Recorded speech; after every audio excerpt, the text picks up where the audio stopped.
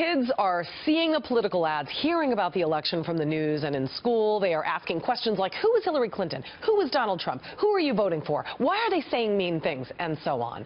So I sat down with some first graders at the School of the Blessed Sacrament here in New York City to get their take on this election.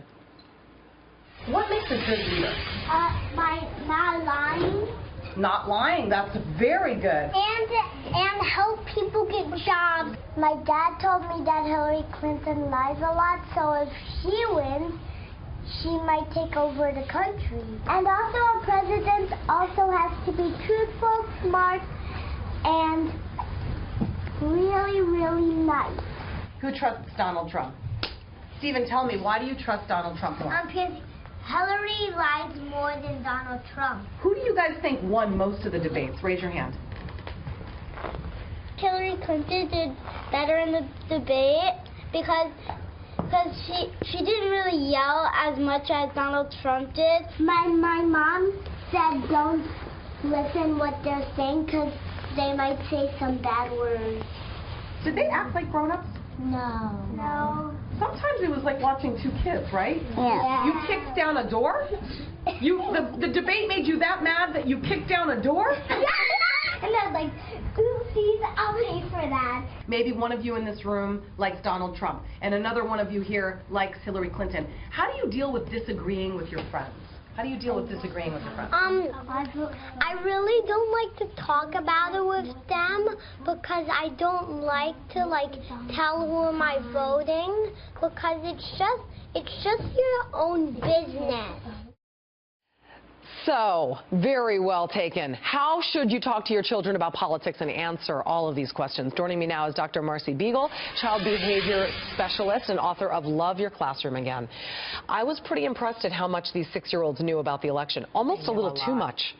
They know a lot of information. I think it's important for parents to think about what they want to share with their children and make sure they're getting specific information that will help them rather than confuse them or be overwhelming and scary for them. We like to try to filter some of the information because some of this stuff in politics is a little scary. But, I mean, these kids knew a lot of stuff. I mean, are we maybe not doing a good job filtering, or should we let our children know it all? I think that you want to filter because at 6, what a child will understand of what's happening in the political arena is very different than a child at 10 or 15, and you want to make sure they can synthesize and understand what's happening and have the fallout from that be age appropriate. Right. But, I mean, when you're trying to decide between a candidate, you're sitting at home, you're watching these debates, and these debates are a little, heated at times. Yeah. A lot of the teachers are saying, we don't teach our kids to behave that way in class. How do you expect your kids to understand that we as adults are supposed to act a certain way when they watch 2 presidential candidates on TV disrespecting one another? It kind of counteracts what we're doing as parents. Absolutely. Talking about what a good leader is and contrasting that to what we're seeing in the presidential candidates, and then talking to your children about what you want them to be doing as leaders, what you're doing to take action for that, how you want to promote that in your community family is all part of the conversation. Right. Okay, so then best advice, I guess, for those parents in the last couple weeks prior to this election, as things obviously are getting more and more exciting and a little controversial at times. Be intentional with the conversations and make sure you continue to have the conversations, because these issues aren't going to go away just because the election ends. Right. They're and you ongoing. also, you hear the candidates at these rallies during the day. This is afternoon viewing hours while our children are watching,